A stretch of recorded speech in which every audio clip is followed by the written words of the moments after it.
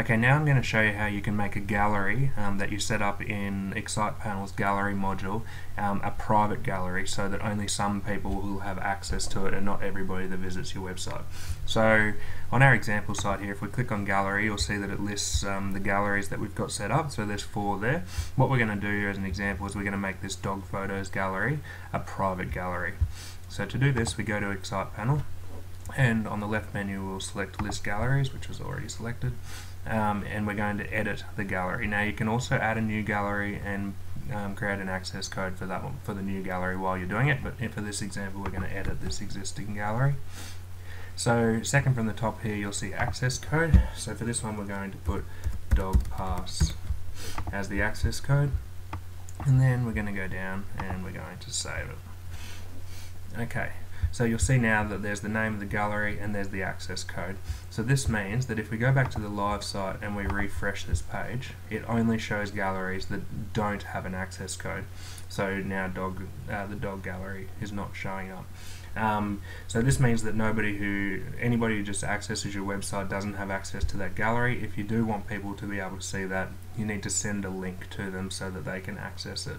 Now you can do this by either just telling it to them, or you can email the link to them. So I'll show you how to do that now so you know what the link is.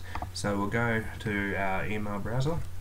Now the first thing you want to do is type in the full URL for your website, including the HTTP at the front. So if your website was www.jamessmith.com, you would put it as http://www.jamessmith.com. But for ours, this is going to be http, and you can see it up in the address bar, is http://demo.excitemedia.com.au/. Now what we're going to do now is we're going to type private gallery dash and then the access code, which was dogpass.html. Now if you ever can't remember that, you can go back into ExcitePanel and go to help topics, which is where you're obviously watching this video, and you'll see that link here. So if we go, how do I add private image galleries, there's the link, there's the URL there. So you replace your domain with your actual domain name. Make sure you put either .com or .com.au or whatever the extension for your website is, private gallery, and dash my access code. So here's an example here, www.johnsmith.com/private gallery dash Rocky, which was .html and Rocky being the password.